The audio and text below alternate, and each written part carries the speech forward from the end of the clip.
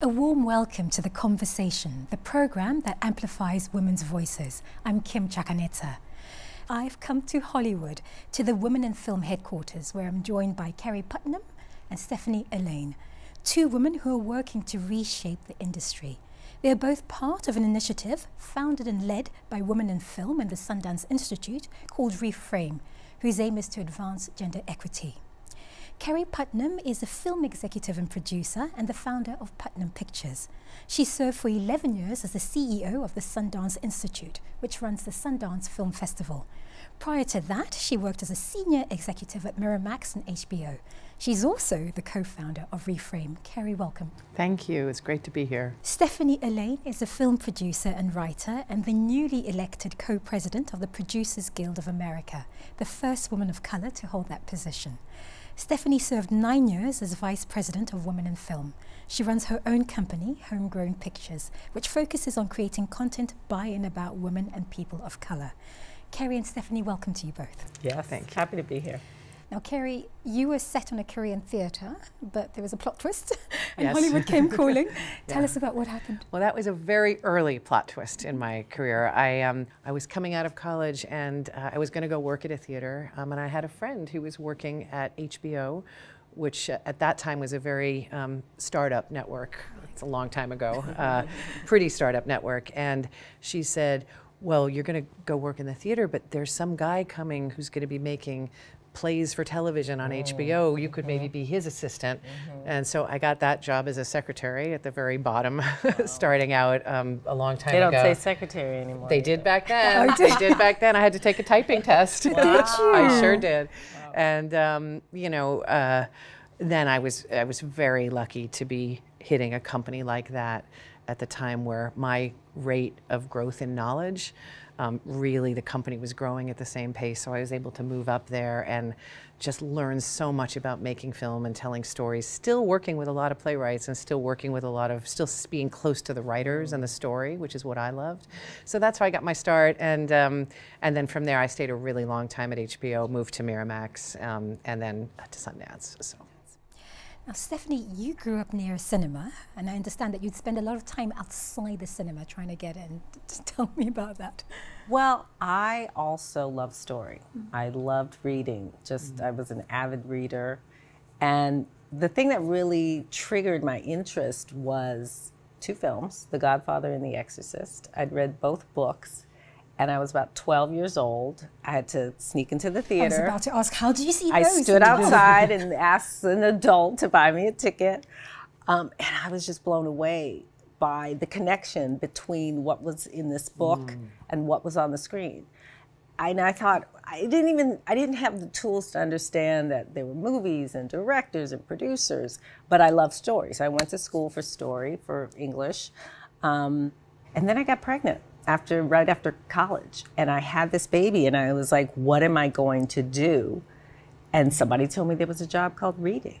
And I was like, reading is a job? Get paid to Sign read? me up. So that's what I did. And that just created an opening into the world of cinema for me. And then women. It was Amy Pascal and Dawn Steele. And they recognized my affinity for writing and for analyzing material, and they promoted me. And the first thing I did was find somebody to replace me in the story department because I was the only person of color there. Kerry, Stephanie says two women were instrumental in helping her. Yeah. What about you? What helped you succeed in your environment? I would say, I didn't have the luck to have a woman boss early on. But the big boss of original programming at HBO in the 80s was a woman.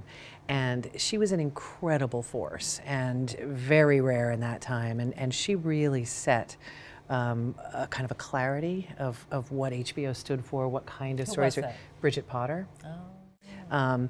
And she's been a bit written out of the history, actually. But actually what I found, I don't know if you found this, but I found a lot of my strongest mentors and supporters in my career have been peers. And I think that's true too. One of my peers that I made more movies with him than anybody was John Singleton.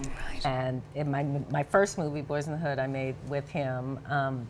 And he's the one who really set me on a path of protecting the vision of an auteur, really supporting what that vision was, which basically taught me how to produce.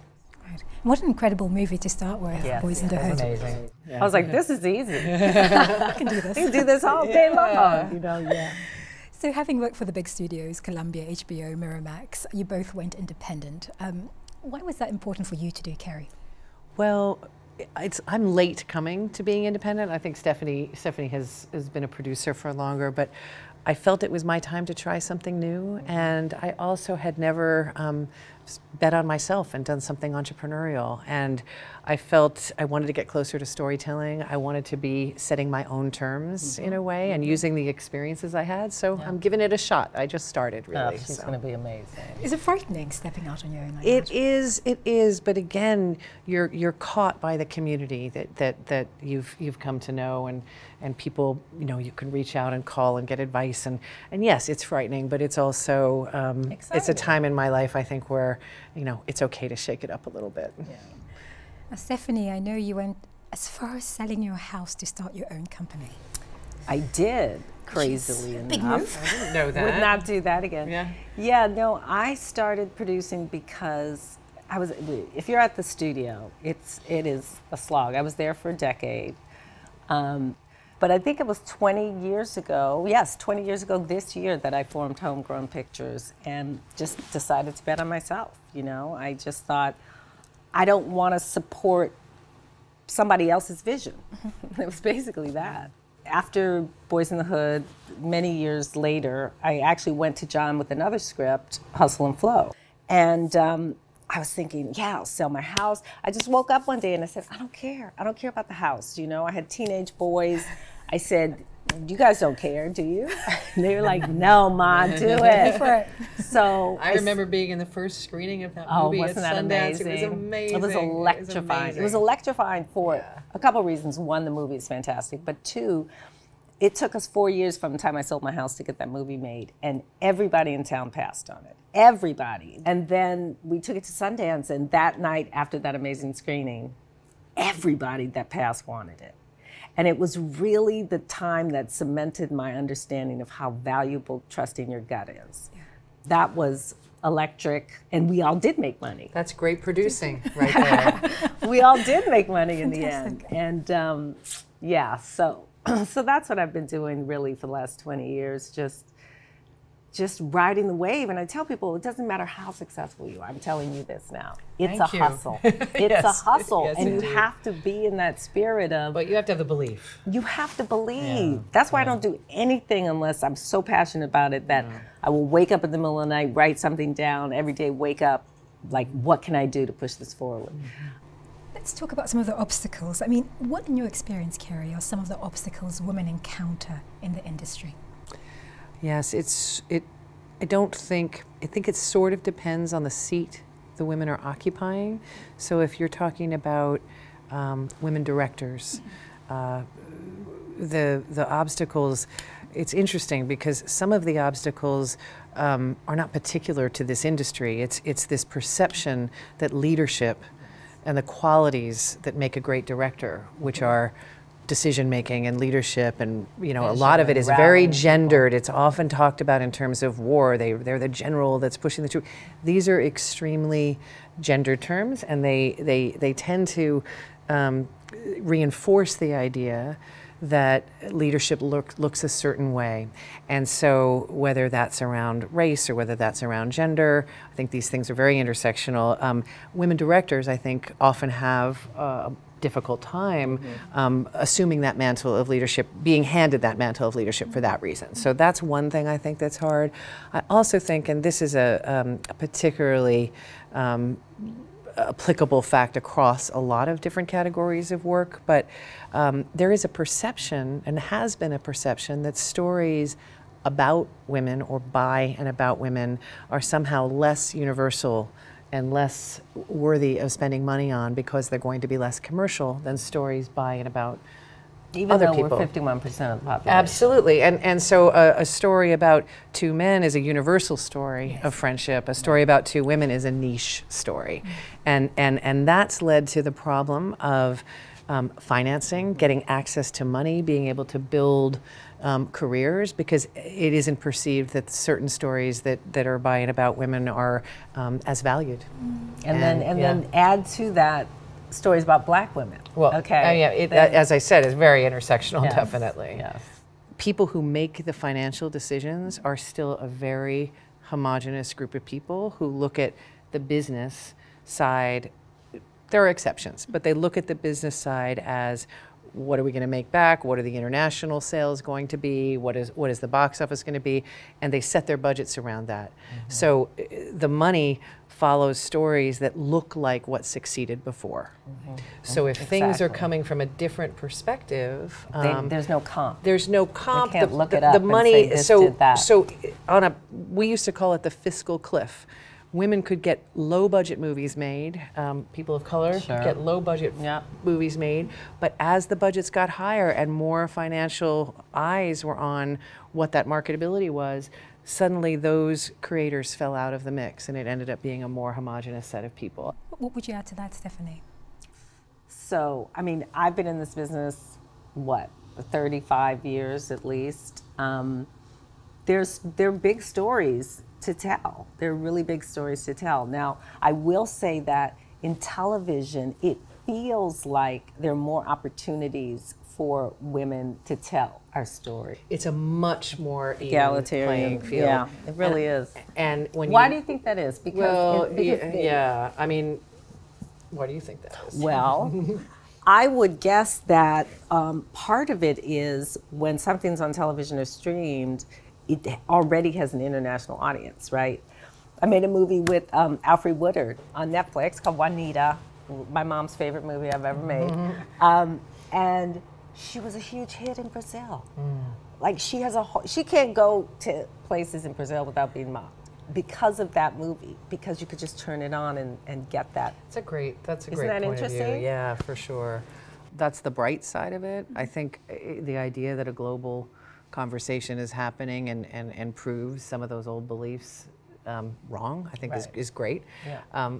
I also think there's another factor, which is in this decade where the streamers have come into the business, there's been more television made than ever before in history, like in these 10 years, more than all the years before.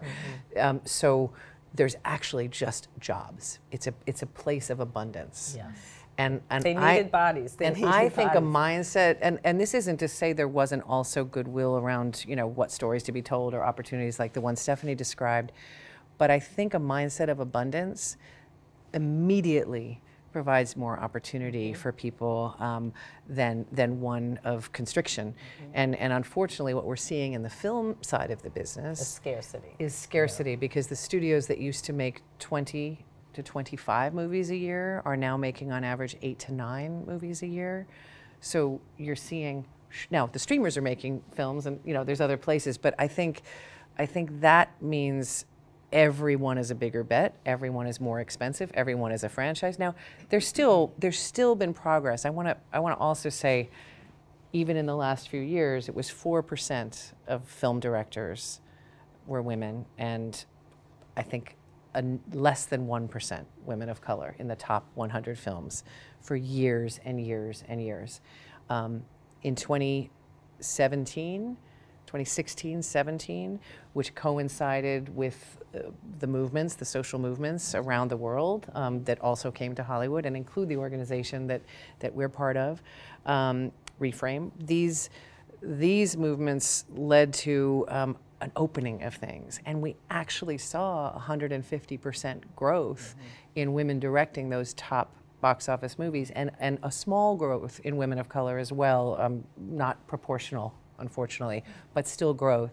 So now the numbers, in 2019, the numbers went from 4% to 12%. Since 2019, it's flatlined. Yeah. There's been no progress for the last 4 years. Yeah.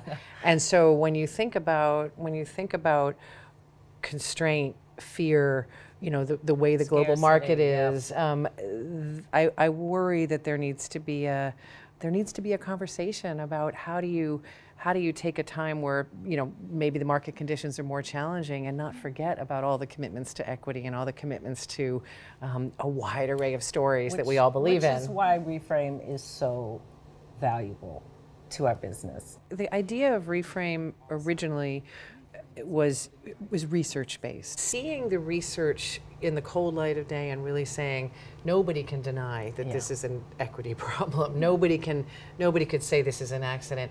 We really felt instinctively, just by presenting that research to a wide array of people in studio jobs, who are producers, who are agents at senior levels, they would be shocked, because I think most people don't consider themselves biased, and yet the cumulative effect of their decisions was biased. And indeed that proved to be true. You know, when we first started, the biggest obstacle to making change was a perception that there wasn't a problem. Ah, yes. America is a patriarchal, racist society. I mean, it is. That's the world that we live in. And just to say it out loud, oh my God, don't say it. But we have to say it, because we have to know it. We have to look at it to make the change, you know? And even, you know, all of us, not just the white folks, but all of us operate under these assumptions and biases. So really exploring that on a human level really, I think, changed the way that people think. And out of that came the toolkit. Yeah, and so the Culture Change Toolkit is something we built for them to have actual tangible tools, like to be able to make change when you along the way. submit a script, take the name off. Just read the script for the script.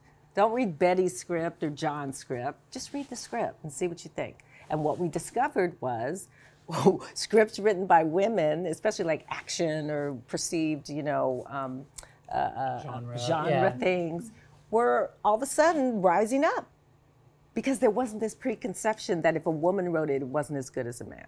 But it was also about involving the audience. So we created something called the Reframe Stamp that allows films that are gender balanced in the way they're made and in what's on the screen. And this doesn't have to necessarily even be a woman director. It could be a woman in other roles.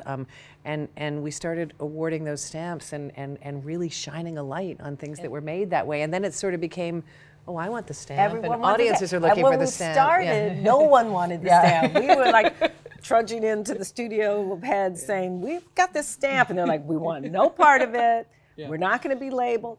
And now everybody's like, can I get the stamp? Nice. And to get the stamp, you have to hire fairly. You have to hire fairly. And, you know, so it's exciting that, you know, there are ways to move the needle. Carrie, what is lost when women are left out of the decision-making process?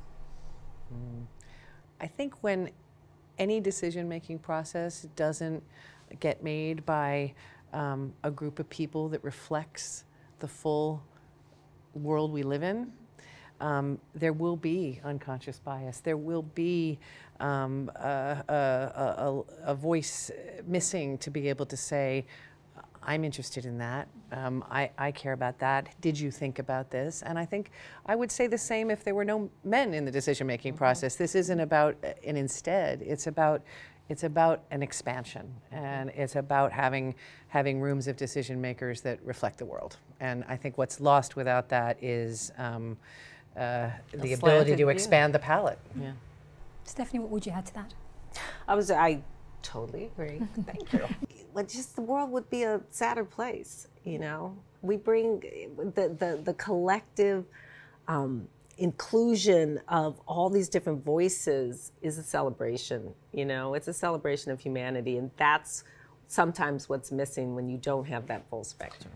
And I also think from the perspective of the audience, you know, we've seen so many examples of if you see it, you believe you can be it. Absolutely. And I think that feeling of obviously equity is important across all industries, but I think when you're talking about culture and you're talking about storytelling and what stories we value and what reflects us, young people, either see themselves or they don't. Yes. And I think for, you know, we're talking about what we each might have thought were possible for jobs or possible for ourselves. I think it's such an important part of this industry. It's one of the reasons I love it.